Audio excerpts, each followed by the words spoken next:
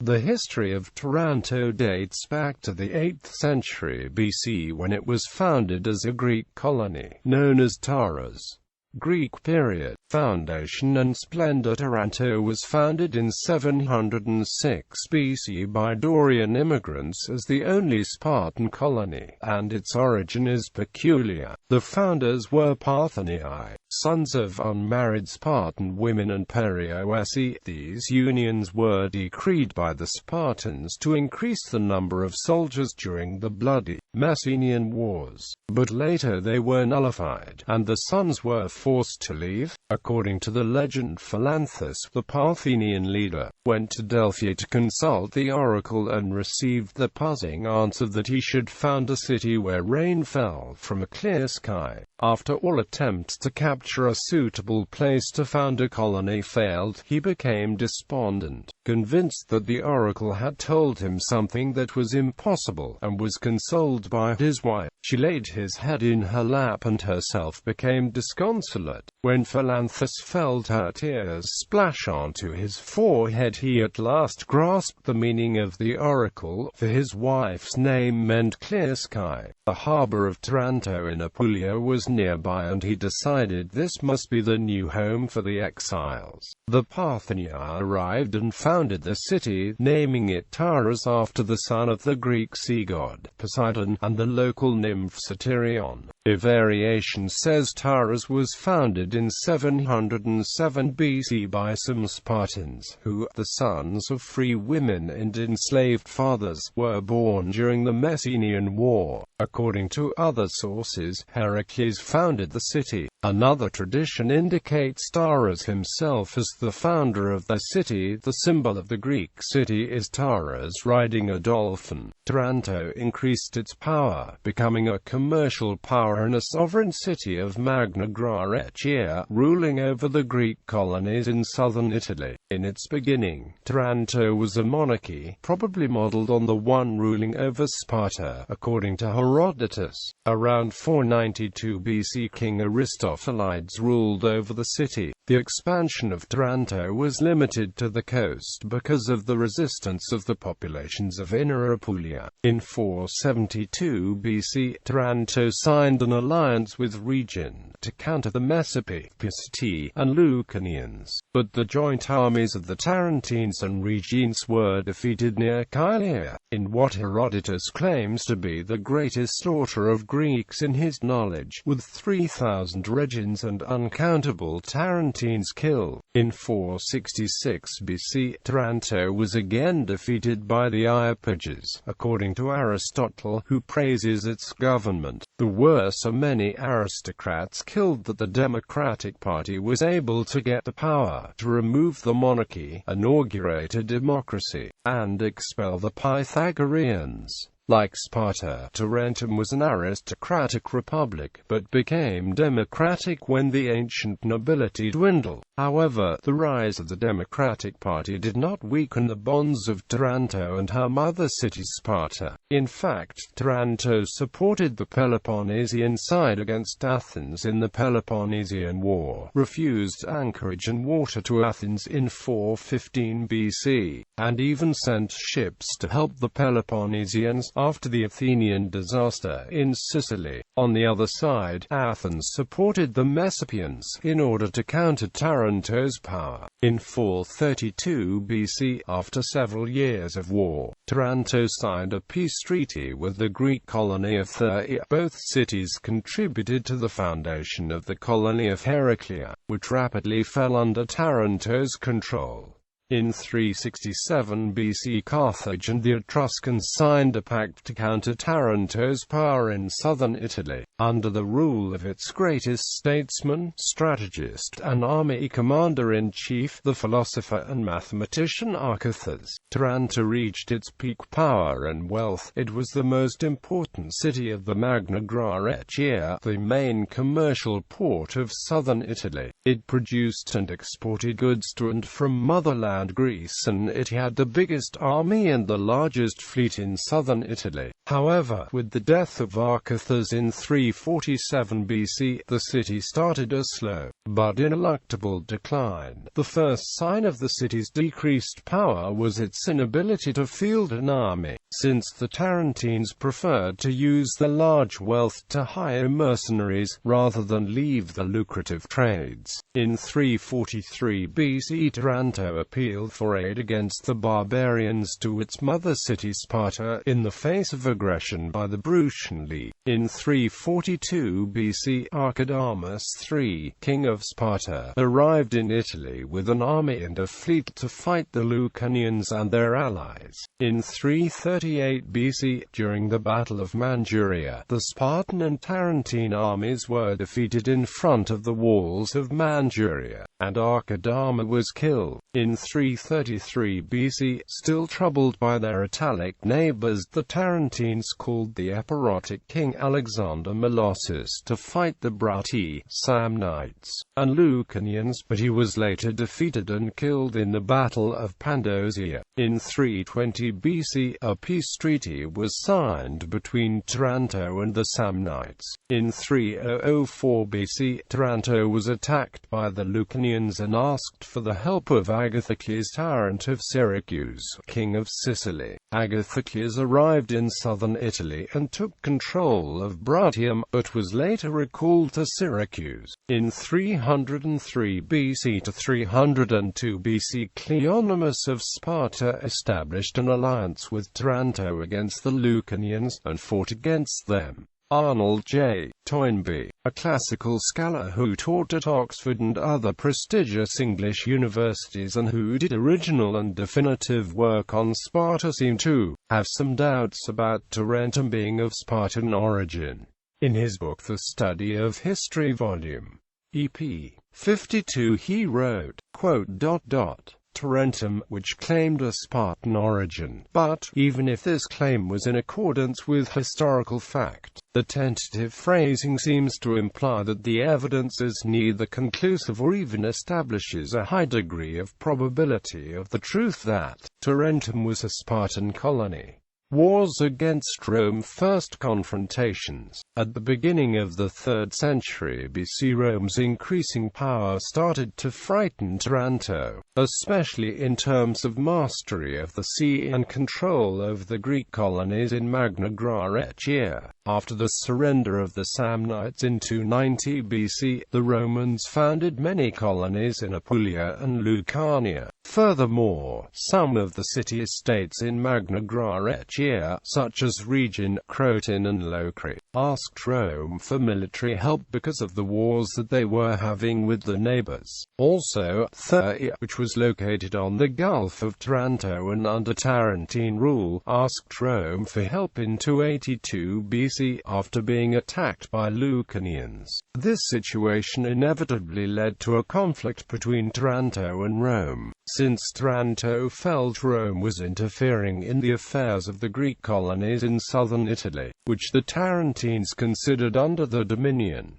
Two political parties were present at the time within Taranto. The Democrats, led by Philochorus or Anasius, were dominant. They were against Rome, because they knew that if the Romans entered Taranto, the Greeks would have lost their independence. The second faction in Taranto were the aristocrats, led by Aegius. They had lost the power when Taranto had become a democracy, and did not oppose surrendering to Rome, as it would increase their own influence in the city by reducing the power of the Democrats. However, the aristocrats did not want to surrender openly to Rome and become unpopular with the population. At the time, Taranto had the most powerful naval forces in Italy, and hastened to come to an agreement with Rome that stated that Roman ships could not enter into the Gulf of Taranto. In 282 BC, Rome sent a fleet under Admiral Lucius Valerius, carrying troops to garrison Thuria, but 10 ships were caught in a tempest and arrived in the sea off Taranto during a holy day. This angered the Tarentines. Tarentines, who considered it a hostile act openly in conflict with the pact, which forbade the Gulf of Taranto to Roman ships, and responded by attacking the Roman fleet. The Tarentine navy sunk 4 Roman ships, and captured a 5th. According to some historians, Tarentine aristocrats had been asked by the Roman commanders Publius Cornelius and Lucius Valerius to arrest and execute the Democrats and their followers during the arrival of the Roman fleet,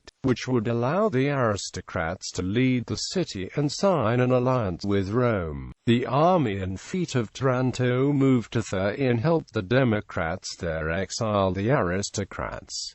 The Roman garrison placed in Thrace withdrew. Pyrrhic War. Rome sent diplomats to Taranto, but the talks were broken off by the Tarentines. The Roman ambassador, Postumius, was insulted and mocked by Philonides, a member of the Popular Party. The Senate declared war on Taranto, and the Tarentines decided to call for help from King Pyrrhus of Epirus. In 281 BC, Roman legions, under the command of Lucius Aemilius Barbula, entered Taranto and plundered it. Taranto, with Samnite and Salentinian reinforcements, then lost a battle against the Romans. After the battle, the Greeks chose Aegies to sign a truce and begin diplomatic talks. These talks were also broken off when 3,000 soldiers from Epirus under the command of Cineas entered the town. The Roman consul withdrew and suffered losses from attacks by the Greek ships. Pyrrhus decided to help Taranto because he was in debt to them. They had earlier helped him conquer the island of Corcyra. He also knew that he could count on help from the Samnites, Lucanians, Brati, and some Illyrian tribes. His ultimate goal was to conquer Macedon, but he did not have enough money to recruit soldiers. He planned to help Taranto, then go to Sicily and attack Carthage. After winning a war against Carthage and capturing southern Italy, he would have enough money to organize a strong army and capture Macedon. Before he left Epirus, he borrowed some phalanxes from the Macedonian king, and demanded ships and money from the Syrian king Antiochus and from Antigonus II Gonatas.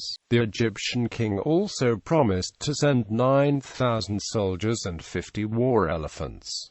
These forces had to defend Epirus while Pyrrhus was gone. He recruited soldiers in Greece as well, as the Greek cities wanted to avoid a war with Epirus, even though they were unconcerned with the Greek colonies in Italy. In the spring of 280 BC, Pyrrhus landed without losses in Italy. He had 20,000 infantry, 500 slingers, 2,000 archers, 3,000 elite cavalry from Thessaly, and 20 war elephants. After hearing of Pyrrhus's arrival in Italy, the Romans mobilized 8 legions with auxiliaries, totaling about 80,000 soldiers, and divided into 4 armies.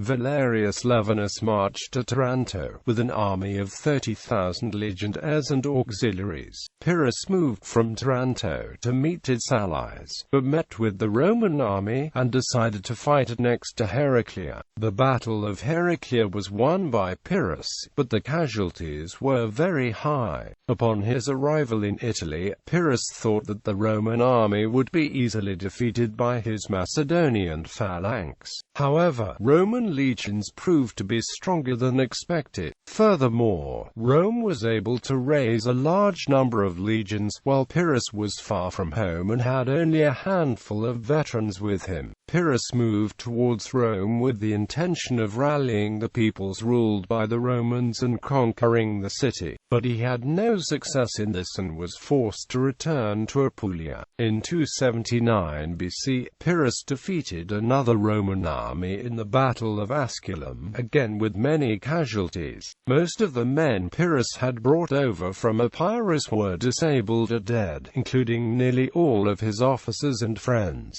Recruiting would be impossible, and his allies were unreliable. The Romans, on the other hand, quickly replaced their losses with fresh men, and with every defeat, the Romans were becoming more determined to win. At the same time, Pyrrhus received a proposal from the Sicilian Greek colonies of Syracuse, Leontini, and Agrigentum, to lead them in a war against the Carthaginians, and left Italy for Sicily, suspending the war against Rome, and leaving a garrison in Taranto. The Tarentines recalled Pyrrhus in 276 BC, and the king gladly returned from his Sicilian adventure. The war against Rome revamped, but this time Pyrrhus was matched by the Romans in the Battle of Beneventum and elected to give up his Italian campaign as Antigonus II of Macedon would not send him reinforcements.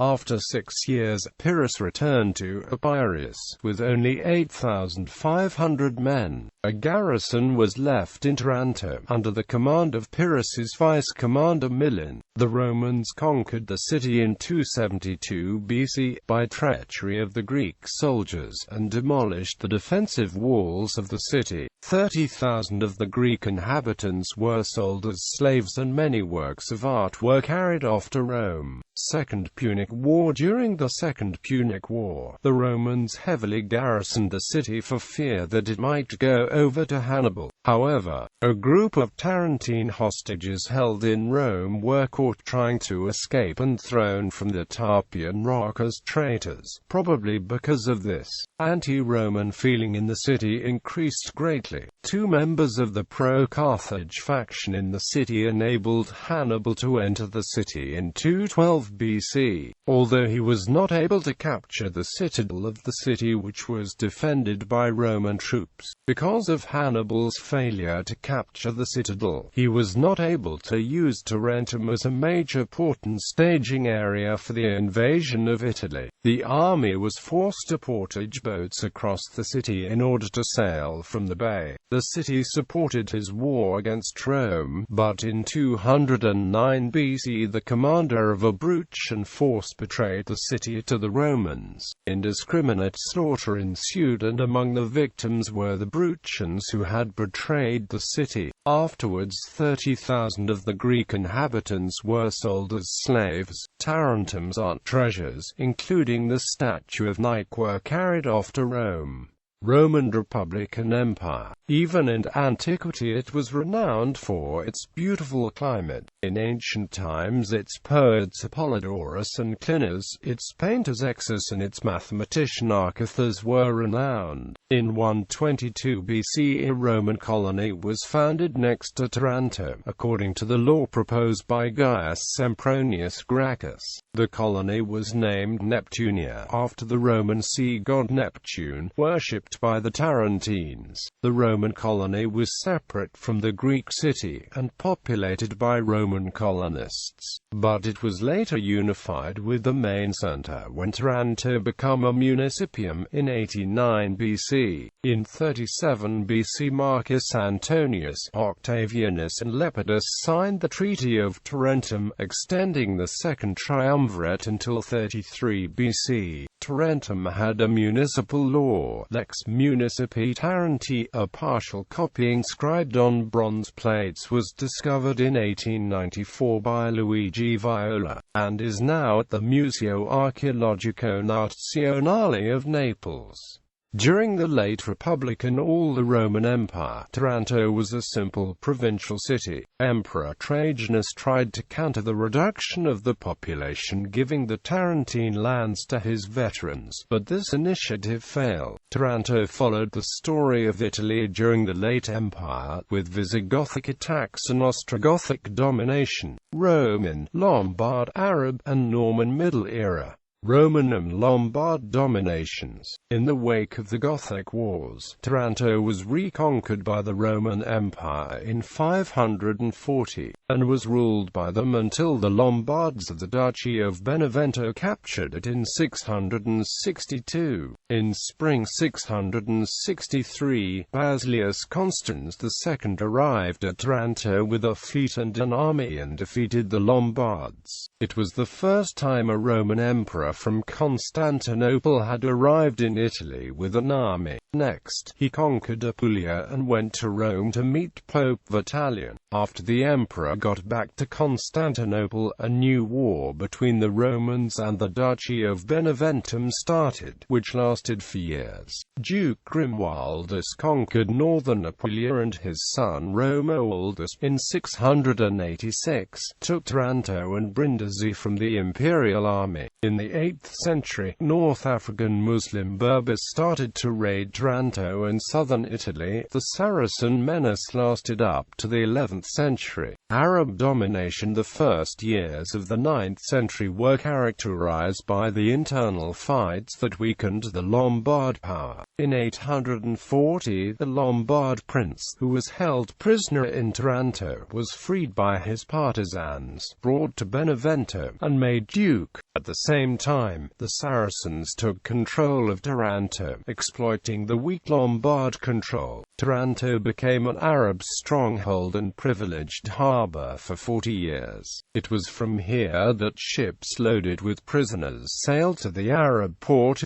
where the prisoners were sold in the slave market. In the same 840, an Arab fleet left Taranto, defeated in the Gulf of Taranto a Venetian fleet of 60 ships, summoned by the Emperor Theophilus, and entered the Adriatic Sea, sacking the coastal cities. In 850, 4 Saracen columns departed from Taranto and Bari to sack Campania, Apulia, Calabria and Abruzzi. In 854, Taranto was again the base for an Arab raid, led by Abizibun Fide, which sacked the Lombard province of Salerno. 2 Arab fleets arrived at Taranto in 871 and later in 875, carrying the troops which sacked Campania and Apulia. The situation of southern Italy worried Emperor Basil I, who decided to fight the Arabs and take the harbor of Taranto from them. In 880, 2 Roman armies, led by generals Procopius and Leo Apostipes, and a fleet commanded by the Admiral Nasser, took Taranto from the Arabs, earning a 40 years dominion. Among the first actions taken by Apostipes was the enslavement and deportation of the Latin Longobard original inhabitants and the import of Greek colonists. In order to increase the population, Taranto became one of the most important cities in the theme of Longobardia, the Roman possession in southern Italy. In 882, the Saracens, having been invited by Duke Radulcius to assist him, captured it and held it for some time. Third Roman rule. The city suffered from other Saracen raids. On the 15th of August 927, the Saracens, led by the Slavic Sabir, conquered and destroyed the city, enslaving and deporting to North Africa all the survivors. Taranto had no inhabitants, until the Roman reconquest in 967. The Roman Emperor Nicephorus II Phocas understood the importance of a strong military presence and harbor in southern Italy, and rebuilt the city. He added several military fortifications, and made Taranto a stronghold of Roman resistance against the uprising Norman power in South Italy. However, the weakness of the Roman local government exposed Taranto to other Saracen raids. In 977, it was attacked by Saracens led by Ibn el-Qasim, who took many prisoners and sacked the city, burning some parts of Taranto. In 982, Emperor Otto II started his war against Saracens from Taranto, but he was defeated by Ibn el-Qasim in the Battle of Stylo. Norman conquest. The 11th century was characterized by a bloody struggle between Normans and Romans for the rule over the Tarentine and Bariot lands. In May 1060, Robert Guiscard conquered the city, but in October Taranto was reoccupied by the Roman army. After 3 years, in 1063, the Norman Count Geoffrey, son of Petronius, entered in Taranto, but he was obliged to flee from it on the arrival of the Roman admiral Michael Mauricus. Taranto was finally conquered by the Normans. The sons of Petron elected the first Norman archbishop, Drogard, in 1071, and prepared a fleet to conquer Durazzo. Feudal Principality of Taranto. Taranto became the capital of a Norman principality, whose first ruler was Robert Guiscard's son, Bohemond of Taranto, who obtained it as a result of succession dispute. His father repudiated his first wife, Bohemond's mother, and had Roger Borsa, his son by his second wife Elgata, succeed him as Duke of Apulia. Bohemond was compensated with Taranto and lands that covered almost all of the heel of Apulia. The Principality of Taranto, during its 377 years of history, was sometimes a powerful and almost independent feudal fief of the Kingdom of Sicily, sometimes only a title, often given to the heir to the crown or to the husband of a reigning queen. When the House of Anjou was divided, Taranto fell to Durazzo. Ferdinand I of Naples, also known as King Ferrante, united the Principality of Taranto to the Kingdom of Naples at the death of his wife, Isabella of Taranto. The principality ended, but the kings of Naples continued giving the title of Prince of Taranto to the sons. Firstly, to the future Alfonso II of Naples, Duke of Calabria, eldest son of Isabella. From Renaissance to Napoleon. In March 1502, the Spanish fleet of King Ferdinand II of Aragon, allied to Louis XII of France, seized the port and conquered Taranto. In 1504, King Ferdinand III valiantly defended this extremity of his kingdom, but had to cede it to the Spanish general Consalvo de Córdoba. In 1570, Admiral Giovanni Andrea Doria set his fleet of 49 galleys in Mar Grande to repair and supply his ships. Among the people on the fleet was Miguel de Cervantes. The fleet later united with the other parts of the Christian League, and in 1571 defeated the Turkish fleet at Lepanto. Also, some Tarentine nobles took part in the battle. In 1647, the insurrection of Masaniello in Naples reached also Taranto. The city joined also the Parthenopean Republic of 1799, for the 8th of February and the 8th of March of that year, though again unluckily. In 1746, Taranto had 11,526 inhabitants. All of them were packed in the small island, among a high number of religious institutes and churches. Francesco Antonio Callo, a Tarentine nobleman, started in 1765 with 2 statues, the Mysteries of the Holy Week celebrations. They are today the most important and attended event of Taranto. After the defeat of Ferdinand IV of Naples at Montereggio and the subsequent Peace of Florence, in 1801, the French general Nicolas Soult occupied with 13,000 soldiers the provinces of Bari, Lecce and the harbour of Taranto. Napoleon wanted to build a stronghold to keep under pressure the British base of Malta. On the 23rd of April 1801, 6,000 French soldiers of the Armée Acute d'Observation du Midi entered in Taranto and fortified it in order to obtain a sort of gibetrère. On the 25th of March 1802, France and Great Britain signed the Treaty of Amiens, which required France to leave South Italy. But after UK declaration of war against France, the Armée Acute d'Observation du Midi returned to Taranto, under the command of General Laurent Mouvien d'Ascensier, on the 23rd of May 1803. Among the French officers in Taranto, there is also the novelist Pierre Chodelos de Leclos, artillery general and fortification expert, who died in Taranto on 5 September 1803. On 15 February, Joseph Bonaparte became King of Naples, and on 3 May visited the fortifications of Taranto. The presence of the French troops and defensive works benefited the Tarantine economy. In 1805 the Russian fleet, allied with the British, remained there for several months. On March 30, 1806, Bonaparte's decree created Taranto one of 6 hereditary duchess grand fiefs in the satellite kingdom of Naples, awarded to Marechal MacDonald in 1809. With the fall of Napoleon and the defeat of Panairjdde at the Battle of Tolentino, southern Italy and Taranto returned under the Bourbon dynasty's rule, forming the Kingdom of the Two Sicilies.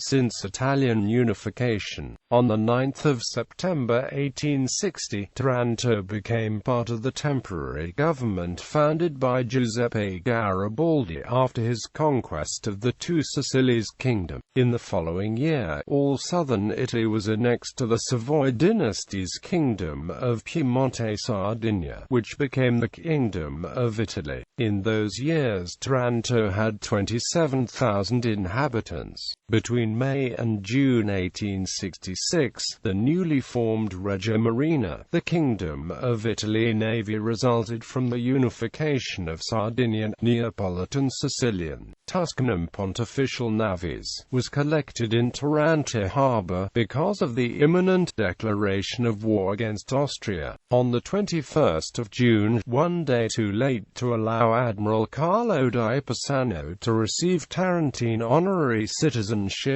the fleet left for the Adriatic Sea. After the defeat of the Italian fleet at Lissa, Pisano was put under trial for incompetence and cowardice, and his easy days in Taranto was indicated as part of his bad behavior. During World War I, Taranto was a base for Regia Marina warships. On 2 August 1916, Leonardo da Vinci, a Conte di Cavour-class battleship, sank after alleged sabotage. On the night of the 11th of November 1940, during World War II, the Italian ships, which were at anchor in Mar Grande and Mar Piccolo, were severely damaged by British naval forces in what became known as the Battle of Taranto. British forces landed near the port on September 9, 1943 as part of the Allied invasion.